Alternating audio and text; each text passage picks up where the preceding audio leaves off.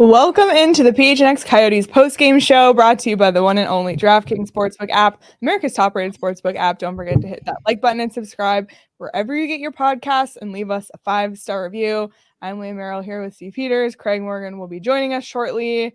But Petey, is the tank officially done? Like this, they think they blew it officially as of tonight. The tank has gone. Yeah, they've got a 2-point lead. Plus, they have the tiebreaker against the Canadians. I mean, yay!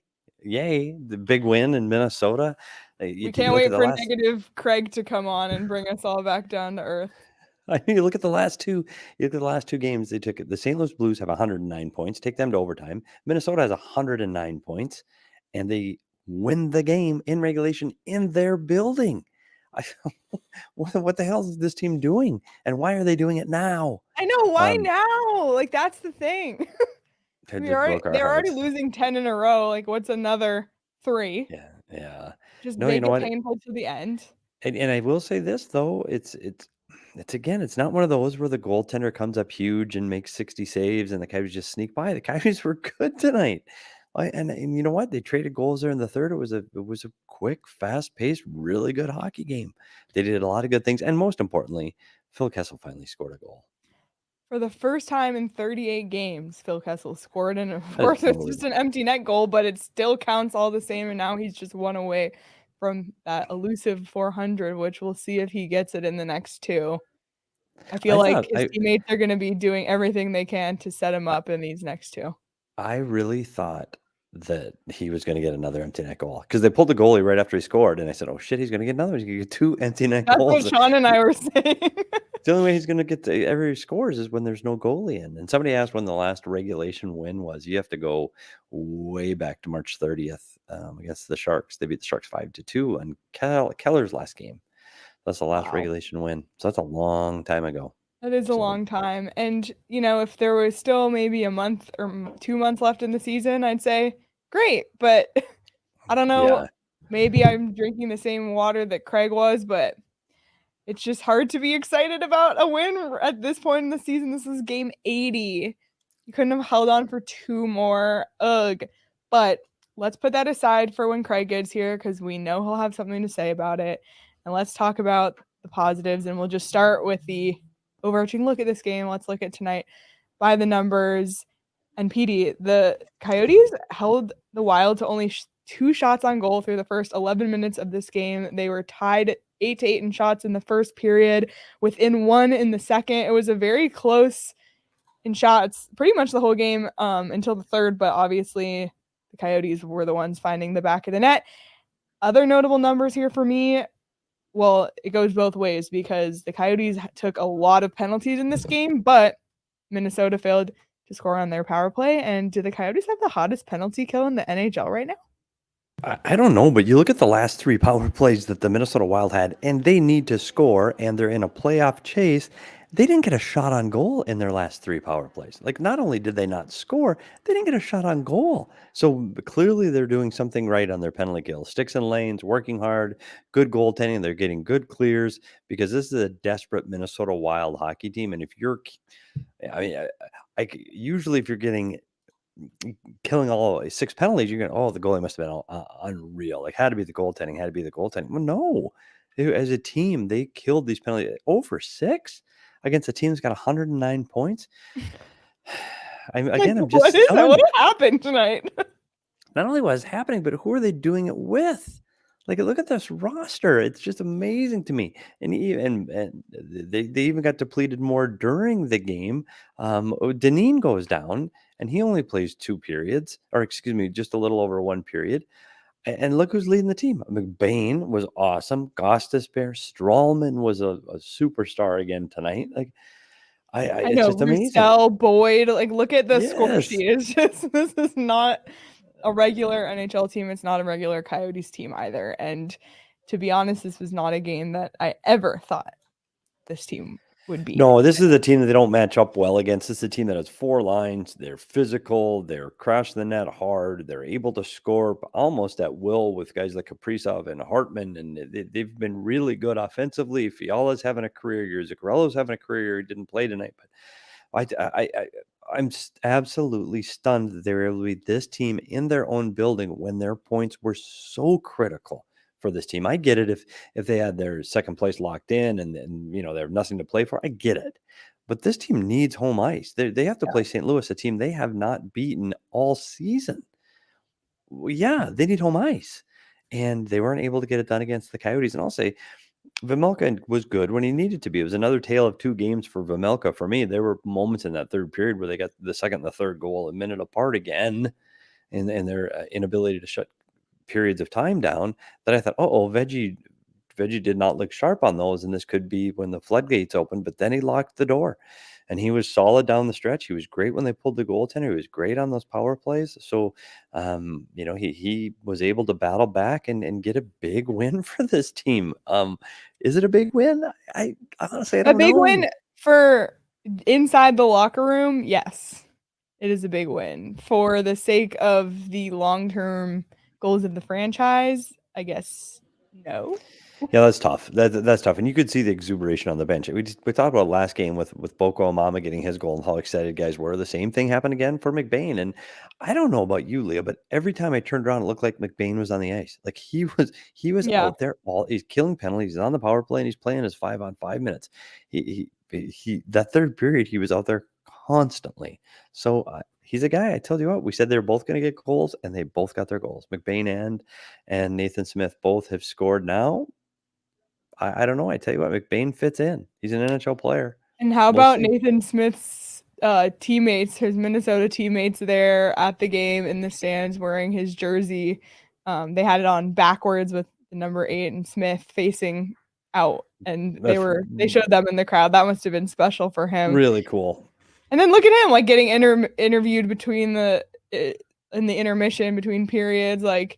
He's right in the NHL, and that's what he gets by being on the Coyotes, and that's the advantage for coming to a team like this for him. So that must have been a special night for him, and of course a special night for McBain as well, getting his first NHL both of them goal. with the Minnesota connections, right? Like playing at Minnesota State, and then Jack McBain, who the Coyotes acquired from the Minnesota Wild.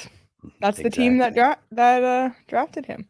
Yeah, for a second-round pick. And so what you think of is McBain's going, okay, this wasn't going to work out for me, and you guys not sure if I could fit in, and you're going to send me to the minors, and I can't get signed here. Well, let's see.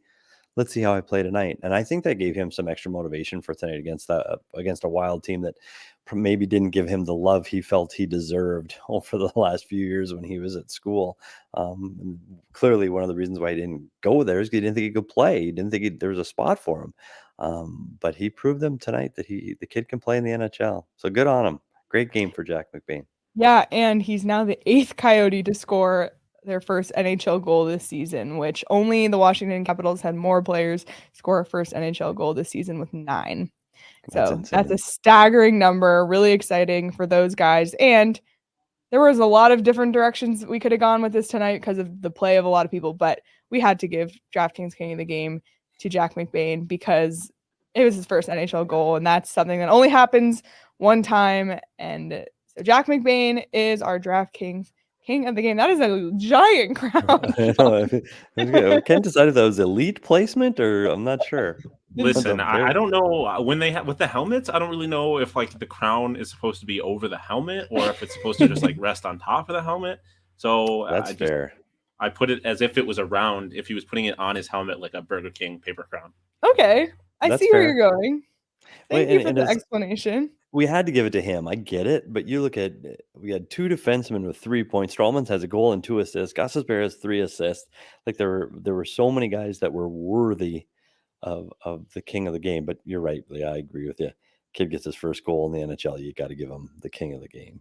Absolutely. And he almost had another one on that 2-on-1 where they drew the tripping penalty with Roussel and the defenseman slides and he trips him. Hell of a play with Roussel back across the crease. McBain driving the net.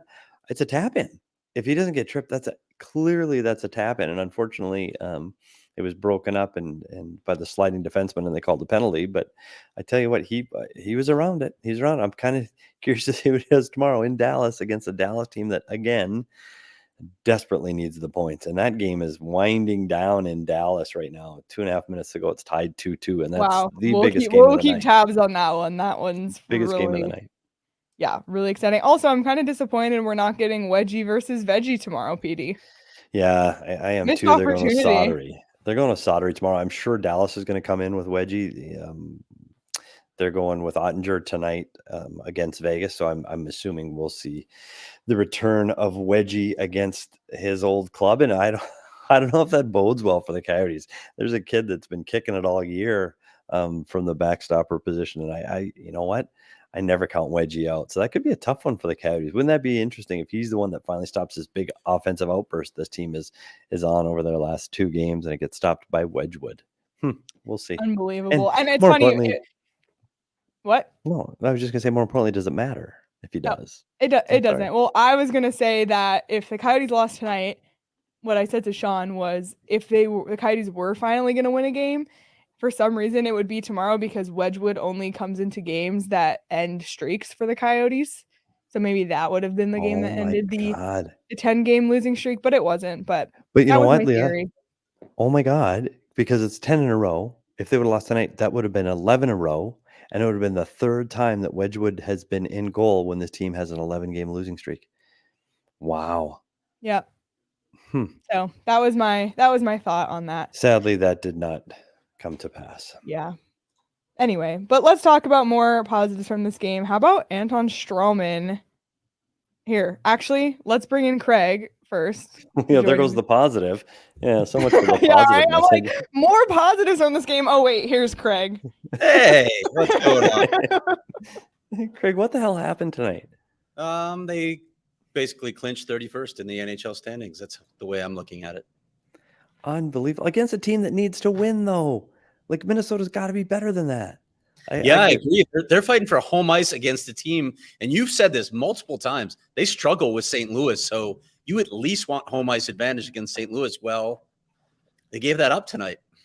Yeah, and you know what? The Coyotes look good. The Coyotes look good, skated good. There's 2 games to go, 1 home, 1 road. Let's see how this team finishes because now the tank is clearly over. So who cares? Yeah. Might as well go win 2. Let's go with a 3-game winning streak. Might as well because you can't catch Seattle. Yeah, but you want to make sure that Vegas misses the playoffs, don't you? Yeah, so maybe lose against Dallas. You're right. That game's 2-2 with 2 minutes left in the third, by the way. And Calgary beat Nashville in OT, so Nashville got a point. That's good enough for Nashville. They're going to get another point this season. So it's coming down to that Dallas-Vegas game. It's interesting. Yeah. Because so Nashville's in, right? No, not necessarily. Not clinched, but not I think clinched. They need 1 point, or they're going to get in. Nashville's they're going to get in. Yeah, they'd have to lose both. Vegas has to win all 3 in regulation. Yeah, that's tight.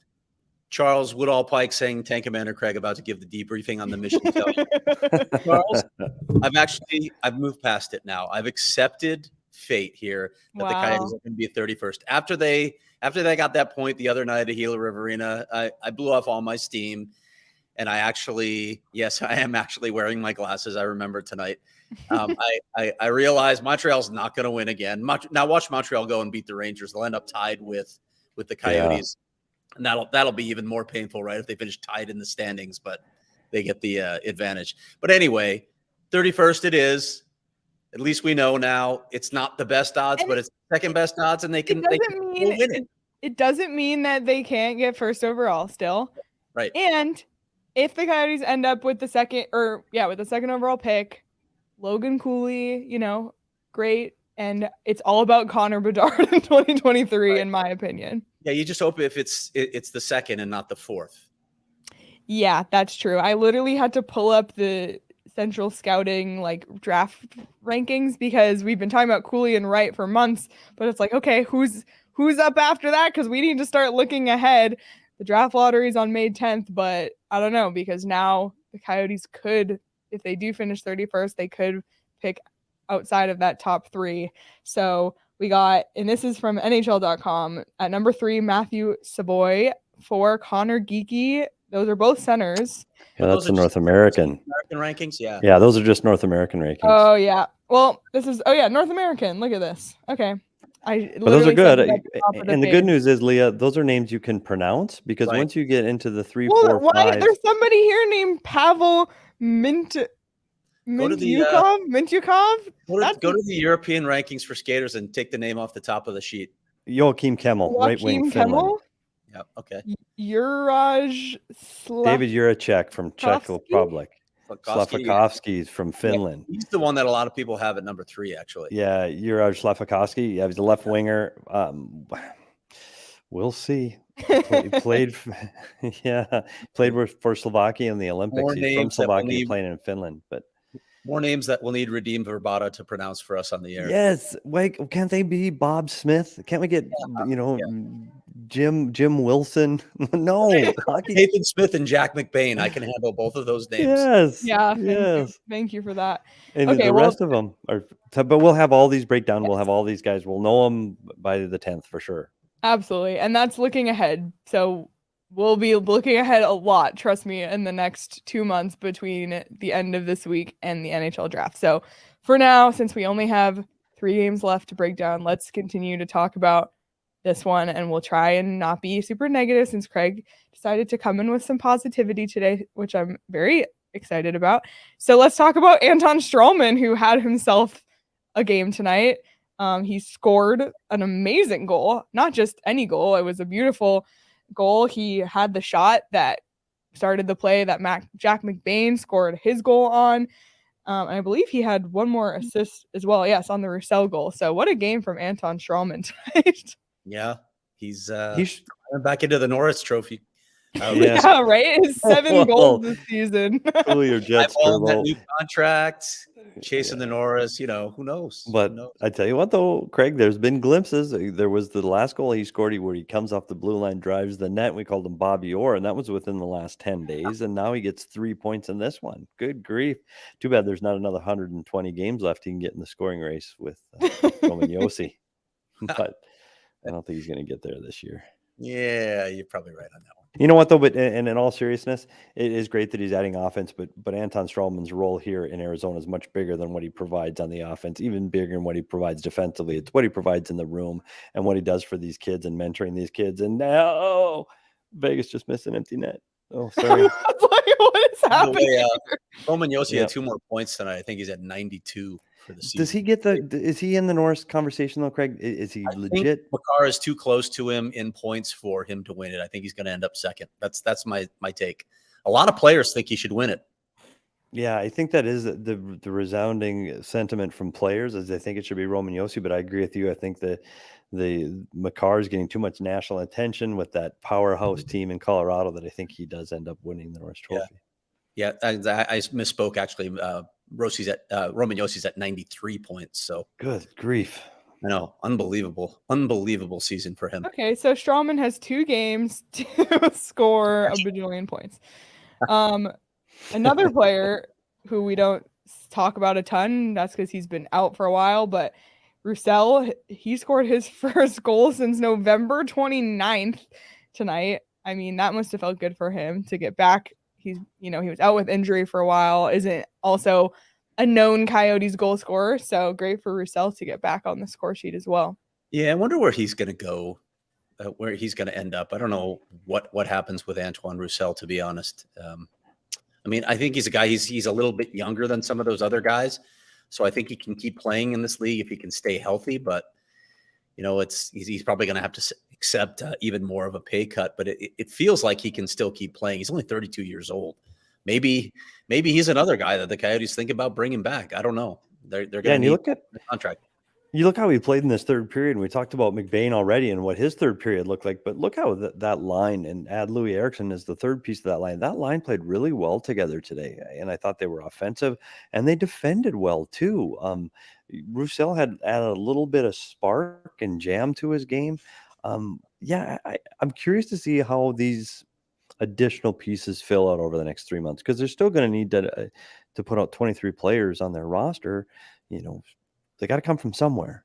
And so do you assign a guy that knows the system, that you like, that you know what kind of effort you can expect out of him? Is that a guy you sign?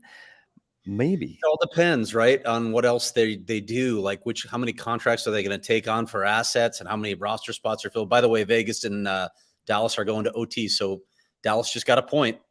That's very important when they're up by what they are. I mean, it's just looking almost impossible for Vegas now. But with Louis Eriksson, Andre really praised his game. He thought he had a hell of a game tonight. So thanks for remembering to bring that up. I wanted to mention that as well. He really liked his game. The other thing, guys, here with the way this team was going, with that 10-game winless streak, even though they got a point in that last one, they were playing some awful hockey. They're getting terrible goaltending. They weren't doing a lot well. As Andre said tonight, it would have been really easy at this point just to pack it in. You only got a few games left. There's nothing to accomplish. So give the Coyotes some credit for fighting in these last couple games. I mean, you get the point in the last game that infuriated all of us at the time, but it's against a really good St. Louis Blues team that is fighting with this Minnesota Wild team for home ice. Then the Coyotes go into XL, where the Wild have been unbelievable this season, and they beat them.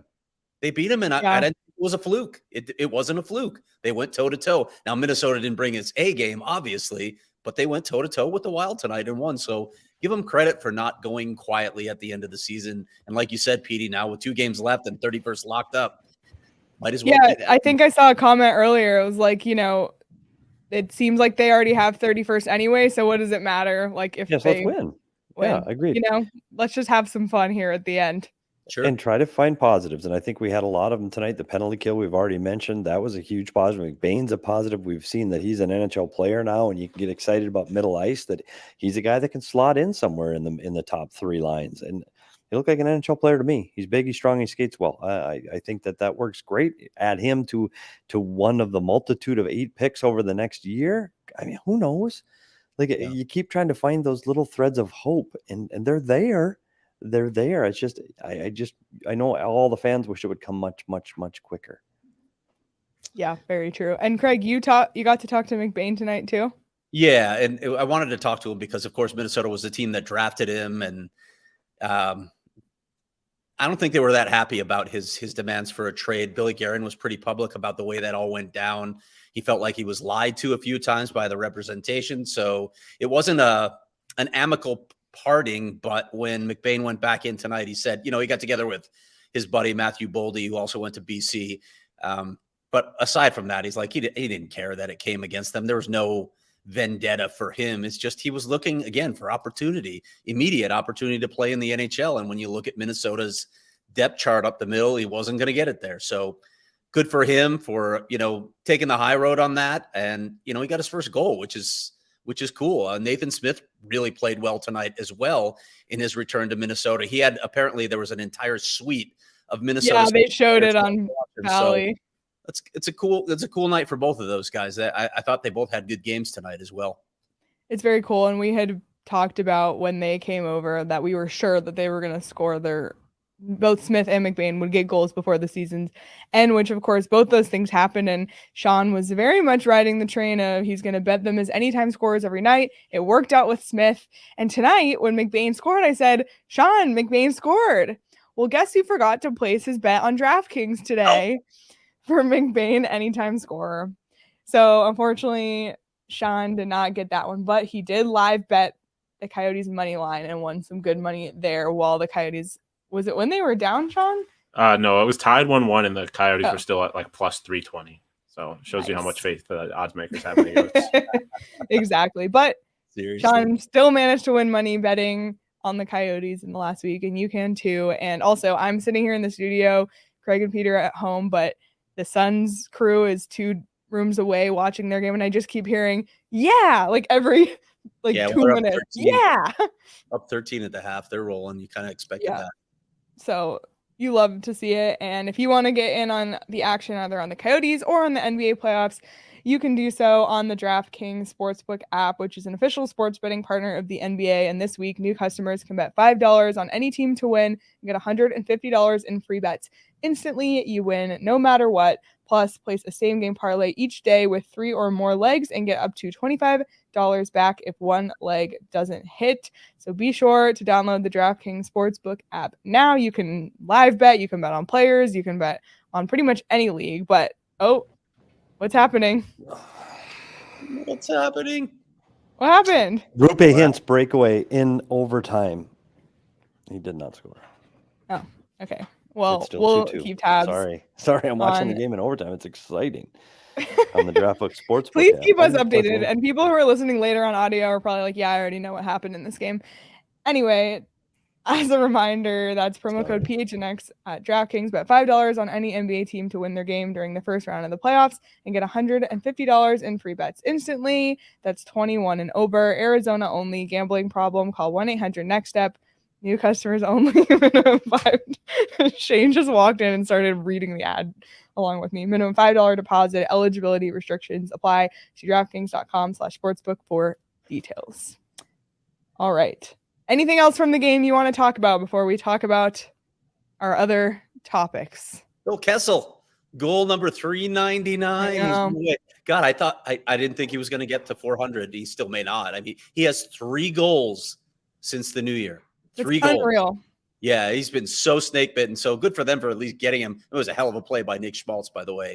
Good for them to get him an empty net goal. Maybe he will hit 400 before he departs Arizona. Was there a little part of you that when he got over the red line that said, how is he going to miss? Like I did, because I go, he hasn't scored a goal for so long. What's going to happen? Are the lights going to go out? Is like, what's going to happen? Something's going to happen if Phil's not going to get the empty netter, but seriously. He was able to get right in the middle of the net. So good on him. He had a couple other times where he was trying to get to the empty net while it was still empty. And I thought, wow, imagine if he got to 400 with 2 goals. With 2 empty netters. Empty net in the same game. Yeah, he'd take it, I'm sure. I'm sure right? he would. I'm sure you take it. Yep. Well, what? Logan Thompson just got run into in the net and is clutching his knee. Can you imagine if they have no Thompson and no Lehner? Oh no. Doesn't really matter at this point, does it? No, he's down and out. They could not afford to give up this point to Dallas tonight. Because even if they win the game, it's going to be, what do we say it's going to be with this 1 point? It's 94-92 with 2 games to go, and Dallas has Anaheim and Arizona both at home. Yep. Controls their own fate, clearly. Yep. So anyway, Unreal. I digress into the playoffs, which we'll talk more about next week. Yeah, we'll be talking about NHL playoffs a ton as they happen, but I want to mention something else that happened tonight in the NHL, and that is Auston Matthews scored goals 59 and 60. It's the first time in 10 years for an NHL player to reach the 60-goal mark, and of course, it's Arizona native Auston Matthews, which we love to see. I just absolutely greatest goal scorer in Toronto history. From Arizona. You love saying that, don't you, Craig? Greatest goal scorer in Toronto Maple Leaf history. Yep. I'm stunned. Can you and with their storied history and how well that team has done over time in the original 6, are you a little bit surprised that it's Auston Matthews? Like I am. Yeah, absolutely. But it's just tells you what a spectacular player he is. He's I think he's based on goals per game right now, he's climbed to the 33rd best season for a goal scorer in NHL history, and he has a chance, obviously, with a little bit more season left, to climb even higher, an outside chance to get into the top 25, which is just crazy with how young he is. That's insane. Someone just said, can't wait for that new arena and Matthews is in an Arizona sweater. Either can we. Yep. We'll be there. And Craig will be writing about it. Exactly. Well, speaking of Arizona roots, I know Petey had wanted to share something about the Team Arizona at the USA High School Hockey Showcase. Petey? Yeah, it's a team. This is a team that's comprised of juniors and seniors that play high school, and it's like an all-star team of high school players here from the state of Arizona. And what this is to get kids a chance to get looked at by NCAA coaches and junior coaches. Those kids that play on those travel teams get all those first looks. So these are a bunch of Arizona high school kids that went to St. Louis, Missouri, and another team that makes it to the semifinals. They beat Indiana, they beat Colorado, they thumped Florida before losing to Missouri in the semifinals in their home state of St. Louis. So another Arizona team does well on a national stage, and again proves the point that hockey's alive and well in the state of Arizona. I like the swag too. I know those are sick. They got the matching pants. I like it. I like that swag. Gives you a little when you're walking into a rink wearing that, the black with the state of Arizona on your chest. Love it. I know. I love it. Absolutely. Well, Craig, you wrote a story. Was that today? Time is moving weirdly today. But I think so you have so many stories this week, but Craig wrote a story today for GoPHNX.com making the argument that on the final game at Gila River Arena, would Coyotes fans consider a whiteout one last time? Now, we thought, should we debate this topic? Because I know, Craig, you got a lot of response on Twitter and in the Discord that I don't know if that makes sense. Yeah, it's all over the map. There's a lot of support. There's a lot of good arguments against it. And listen, when I wrote it, I wasn't saying it definitively. I think it could be cool. I'm not an absolutist where I believe, oh, you got to have the stands full of white shirts in order for it to work. I get that. That's optimal, but we're talking about the Coyotes. So let's just take optimal off the table because it's not an option for this franchise for a very long time. Oh yeah, but get a collection of 10,000 fans wearing white shirts. I even thought I was imagining some magnanimous move by ownership.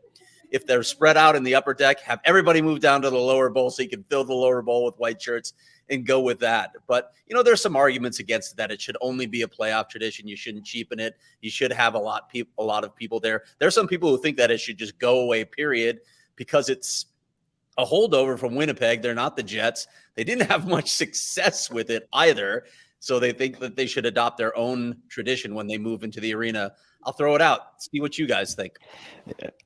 Well, everything you said is so valid. It's so valid. There are plenty of people that want to see it go away. I get it. I'm concerned, Craig. One thing is it going to be a red out? Are the seats going to dominate the fans? I don't know. It's the last game there. You think people are going to show up? At first, I was all on board, Craig. I'll tell you this. At first, I was, let's throw on the white. I was ready to go. I had my white outfit picked out. And then I started to look through pictures where I'd actually worn white to playoff games. And I go, you know what? There it is right there. That with Bronco and Jimmy O'Neill. Wow. Yeah, the 2012 playoff run, and we're wearing our white. And I think, Craig, I'm going to go on the other side of this and say maybe you save it for the playoffs. And this, to me, then, so I go the opposite. I'm going to say wear black, and it's a blackout. It's the funeral of Gila River Arena. It's a blackout, and the lights are going out in Gila River, and I want to see a blackout. And everybody go black with the Kachinas. You wear black because of the death of the building, and we're turning the lights out after. So I was going the opposite, and I was saying black. Leah, thoughts? I don't know.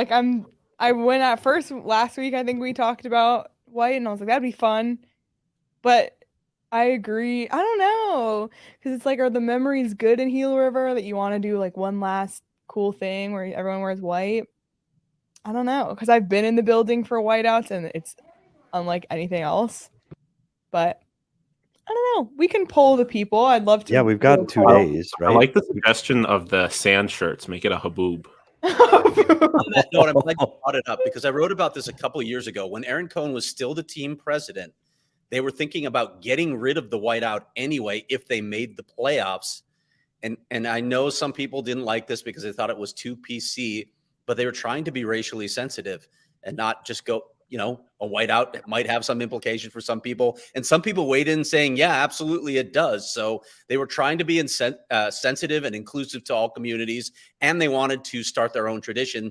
So they were thinking about something like a sandstorm, or probably not a haboob, because you probably don't want any kind of version of the word boob in your marketing campaign. Nobody outside of Arizona understands. Of course, we say far worse things on PHNX shows from time to time. Johnny Venerable, but I'm not sure they wanted to go that route, but they were thinking literally about changing it. This was probably something that was going to happen if they had made the playoffs that year when Aaron Cohn was still the president. So that's one possibility. I think we should throw out a poll tomorrow with 4 choices from the PHNX Coyotes account. Do you want to see a whiteout, a blackout, as Petey put it? Should we go sandstorm? Sandstorm. Or a new tradition? Or maybe this should be what should they do going forward rather than the last game? We can figure this out. But maybe the last one is the red out to, play it safe. Kind of make fun of ourselves for the red seats. I kind of like that. To represent all of the bad blood between the city of Glendale and the Coyotes. I kind of like that. I kind of like that idea, which, by the way, before we move on, I have to just point out a comment because I just know Shawn is seething because someone said Sandstorm is dumb, brown is a dumb shirt color, and Shawn wears a brown shirt like every single day. First off, I'm wearing black right now. I know. Secondly, I'm fairly positive that Caleb said that on purpose to upset me. Yeah. Because Shawn is a big fan of wearing brown. The first 6 shooters in the shootout have missed. So 3 each side. Crazy. 3 shooters each side. They've all missed. If Dallas wins, both Nashville and Dallas clinch playoff spots like that from a shootout. Crazy. Is that true, Craig? They clinch if they get the 2 and Vegas only gets the 1? And they can't score. Nobody can score. That's unreal. Sorry. Man. Okay, well, right now I'm team dress in red because I think it would be so funny to just poke fun at that whole situation. So that's going to be my vote, but we'll put out a poll on Twitter tomorrow at PHNX_Coyotes. So make sure you go vote there. And obviously, Craig wrote about this today, so you can read that as well. And Craig has like 1,000 stories this week on gophnx.com.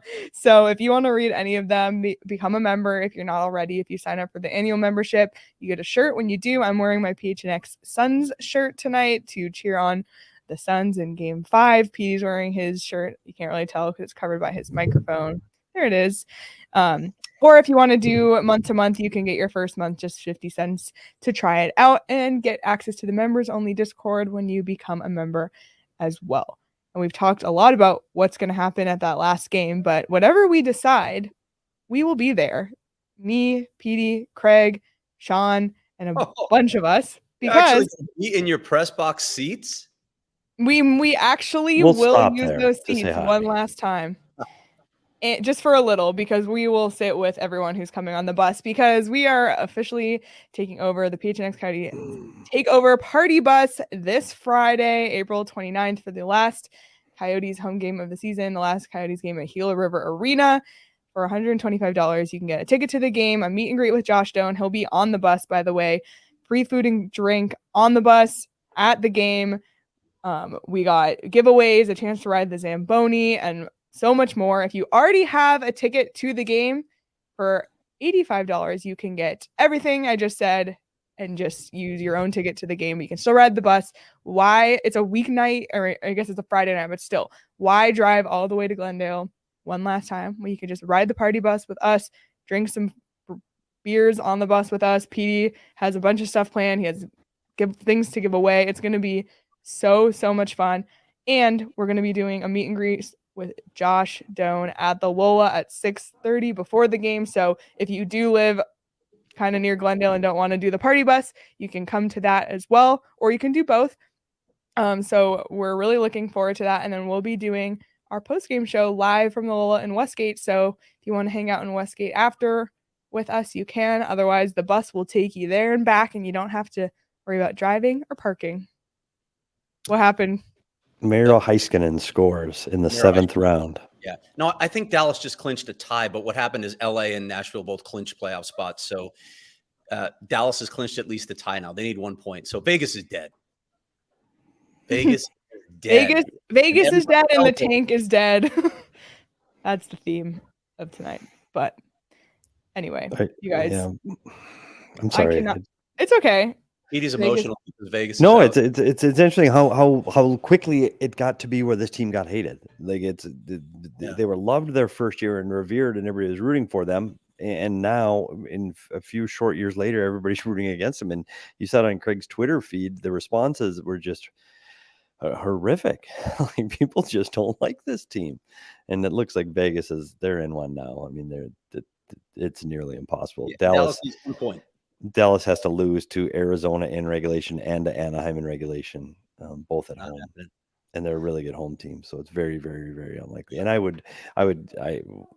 we'll see what this does to the coaching staff, management staff of Vegas going forward.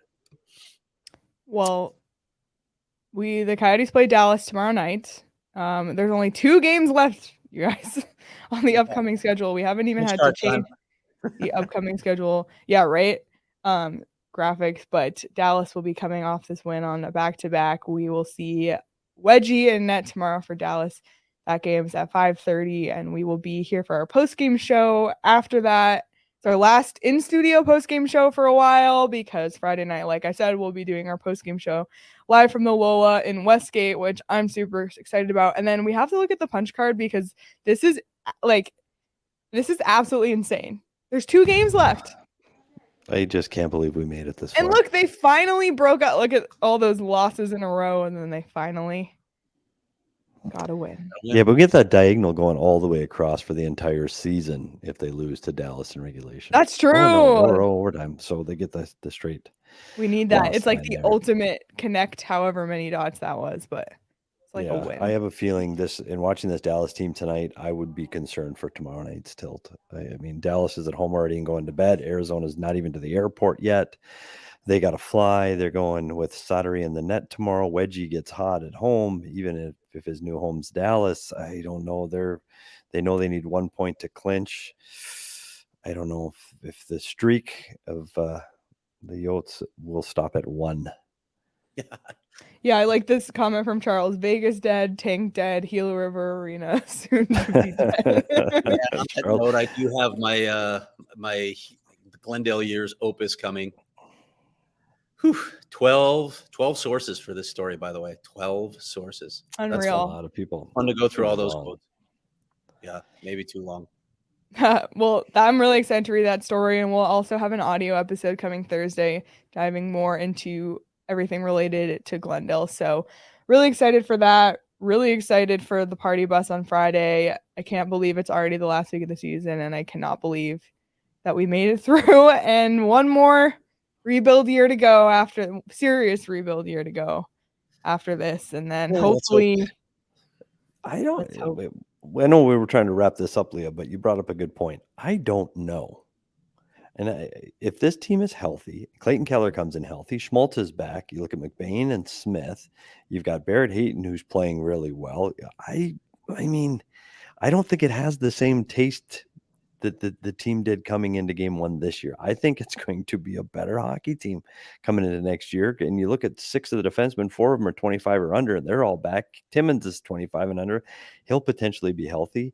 Chicken, that will be probably not be a problem anymore. I'm not saying it's a problem now, but Chicken's either going to go somewhere and bring a return, or he's going to stay and be a young, successful defenseman. So game 1 in 2022 is not going to be maybe as dark and depressing as. But I also remember kind of feeling hopeful before this season and thinking, I don't think this team is as bad as everyone's making them out to be. And then they finished 31st. Yes. So maybe it'll be the same. That 2023 draft is, for me, the more significant one. That Bedard pick is a franchise changing pick versus this year, Cooley and Wright, great players, but not, the Crosby McDavid level. That's what we've heard, at least. And we'll continue to talk to draft experts as we go forward into the next few weeks and months here, but we'll see. We'll see what happens. We'll have a lot of time to talk about it all this summer. So any final thoughts from either of you? I'm ready to do it again tomorrow. Yep. Back in studio tomorrow, right? In studio tomorrow. Yep. Beautiful. Don't forget to bring the bobblehead. Yes. Right. Bring the Thor bobblehead, Craig. All right. Well, everyone, thanks so much for watching. Only 2 post-game shows left this season. I can't believe it. Be sure to subscribe to PHNX Sports on YouTube. And also, when you're done watching our show tonight, head over and watch the PHNX Suns post-game show, because I don't really know what's going on in that game. Again, I just have been hearing them scream this entire time. So hopefully it'll be a celebration over there. Follow us on PHNX Sports across all social platforms, and follow us on Twitter at PHNX_Coyotes as well. As like and subscribe wherever you get your podcasts, because we have audio episodes that are dropping multiple times a week there as well, including every post-game show is also an audio episode. Everyone, thank you so much for watching. Enjoy the rest of your night. We'll be back tomorrow, and we'll see you then.